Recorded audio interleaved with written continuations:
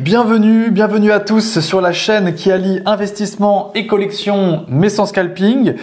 Aujourd'hui, on va parler donc de la chute qu'a connue un peu le marché du grading depuis la précédente hype notamment. On va aborder plusieurs points, les choses qui se sont mal passées, les choses qui se sont bien passées. On va voir si les choses vont pouvoir se repasser comme ça s'est passé en 2021. On va essayer de se projeter un petit peu. Aujourd'hui, c'est plus une vidéo un peu, on essaie de rentrer dans la tête du marché, voir ce qui a changé, voir ce qui peut se passer et aussi avoir un petit avis de moi, en tout cas de ce que je pense, de ce que j'ai vécu de ma précédente hype, de ce que j'ai pu me noter sur le marché du gradé. Et comme d'habitude, vous, si vous avez un avis qui est différent, je serai très heureux et très content de lire vos retours.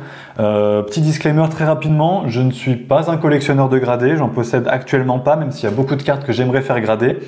Donc voilà, mon avis est peut-être un petit peu biaisé, mais en tout cas, moi, je ne suis pas influencé dans mon investissement par rapport à ce que je pense du marché.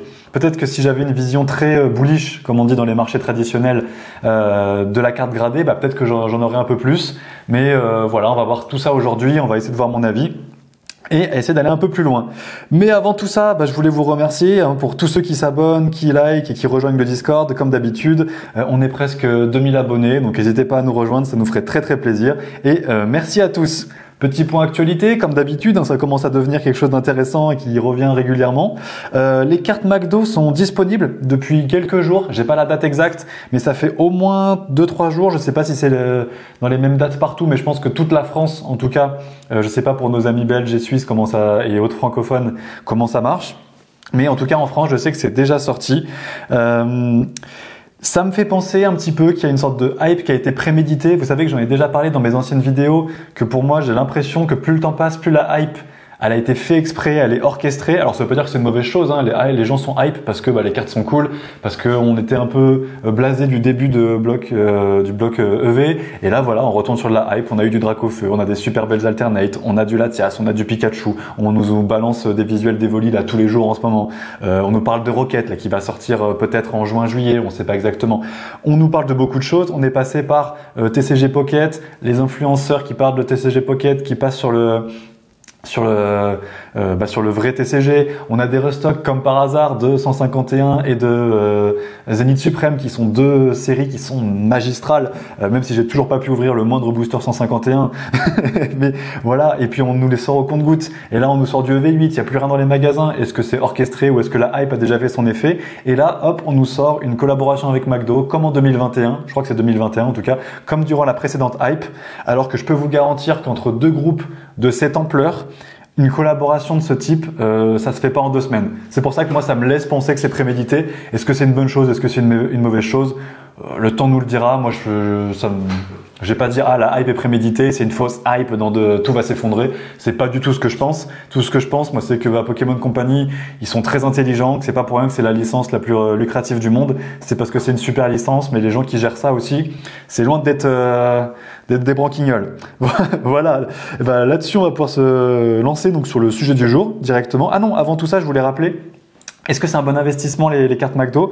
Alors je vais pas dire oui, non, comme d'habitude, vous me connaissez. Mais par exemple, le Pikachu de 2021, j'ai regardé aujourd'hui, ça fait longtemps qu'il n'y a pas eu de vente réussie sur eBay et il se vend entre 7 et 12 euros, alors qu'il me semble qu'il cotait beaucoup plus en plein milieu de la dernière hype. Donc ça peut peut-être être un bon investissement court-termiste. J'ai pas regardé les cartes à l'intérieur, je vous cache pas. Il faudrait que je m'intéresse un petit peu plus. Mais s'il y a des cartes un peu hype, ça peut être intéressant de les revendre assez rapidement parce qu'on voit que sur du moyen terme, en tout cas, on n'a pas encore la vision long terme, mais sur du moyen terme, ça n'a pas l'air de performer tant que ça. Après, une carte holographique Pikachu qui coûte 12 euros, c'est quand même très très cool. Mais il me semble que vraiment ça avait pété tous les records quand c'était sorti. On les trouvait.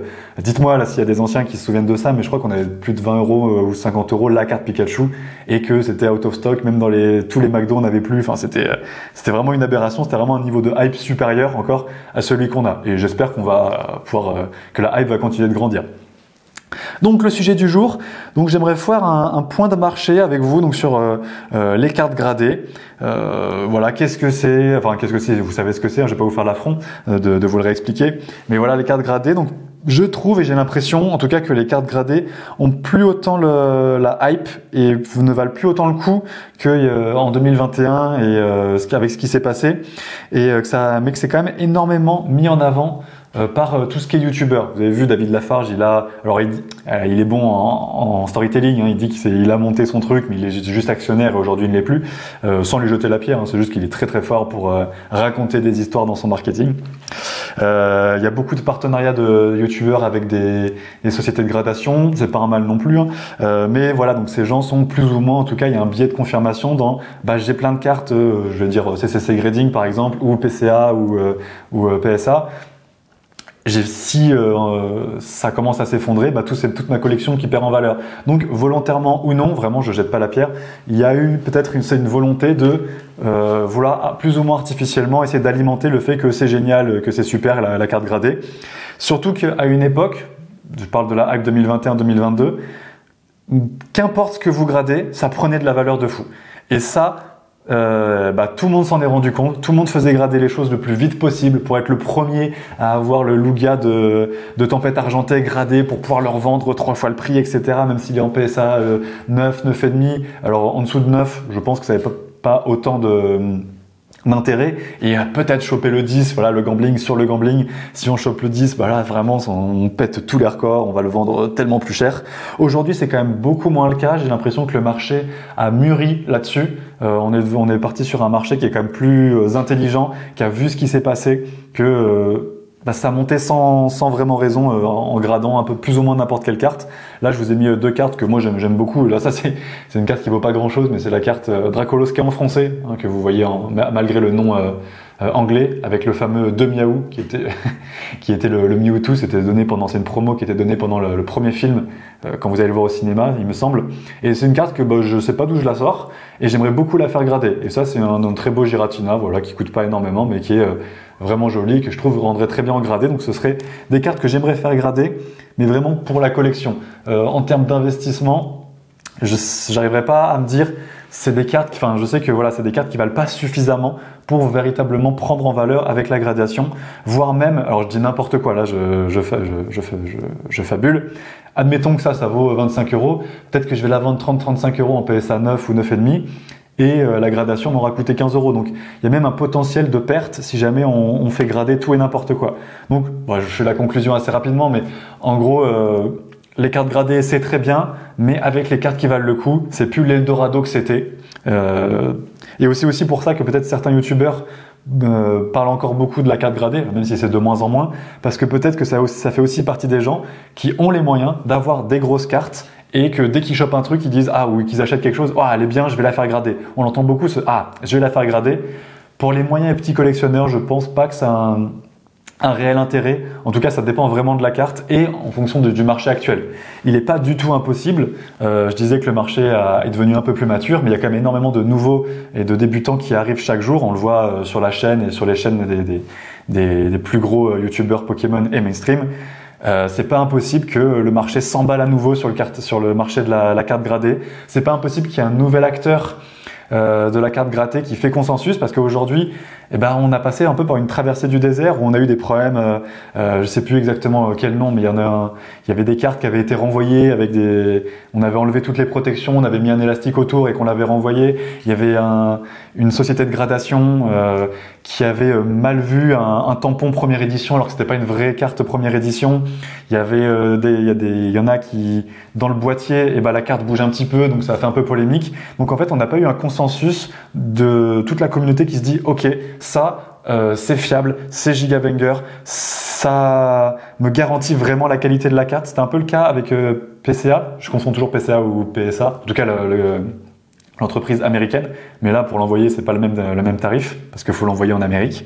Et peut-être qu'on va voir émerger et j'aimerais d'ailleurs qu'on voit émerger un acteur qui mette tout le monde d'accord, et que là quand on commence à envoyer n'importe quelle grosse carte, on voit vraiment la valeur augmenter parce que c'est validé par des professionnels. C'est pas impossible, c'est pas vraiment le narratif auquel je crois le plus, mais je me mets pas de barrière, c'est pas impossible que ça arrive et je le souhaite, hein. D'ailleurs si vous avez une collection de gradés, je souhaite que ça arrive pour que votre collection prenne en valeur.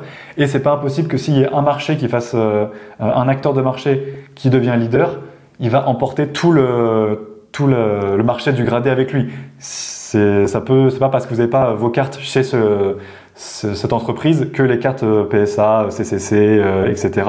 ne vont pas prendre en valeur. Moi, je pense que ça va tirer tout le marché d'avoir ça. Voilà, je crois que j'ai fait un petit peu le tour de la vidéo. C'est une vidéo un peu plus rapide aujourd'hui. Je regarde si j'ai noté des petites choses en plus, mais non, moi je pense que j'ai vraiment tout dit. Voilà, c'est ça. Mais voilà, le marché est un peu plus mature, comme ce que je disais, c'était ma conclusion, mais c'est pas impossible que ça revienne. Et sur ce, moi je vais vous laisser là-dessus. Je vous souhaite un agréable investissement et une très bonne collection. N'hésitez pas à me dire aussi si vous êtes un peu plus investi dans le marché du gradé. Ça m'intéresse beaucoup parce que moi j'ai ce recul global, mais je ne suis pas en interne du marché gradé. Voilà, moi le gradé c'est vraiment collection, c'est très joli, c'est des cartes que j'aime qui valent, ça vaut rien, hein, vous voyez. En plus elle est toute vieille, elle est toute, il manque des bouts là, c'est pas le top loader, hein, elle est usée et j'aimerais bien l'avoir en gradé, mais uniquement pour la collection, pour la mettre en valeur sur une table, enfin sur quelque part, tu vois. C'est pas pour de l'investissement de mon côté. Donc n'hésitez pas à me dire vous votre point de vue, ça m'intéresse énormément, surtout s'il est très différent. Donc n'hésitez pas. Voilà, et n'hésitez pas aussi à vous abonner, à commenter, à liker, à rejoindre le Discord. Moi je vous laisse là-dessus. Je vous dis à demain comme tous les jours pour une prochaine vidéo. Investissez bien et collectionnez bien. Ciao.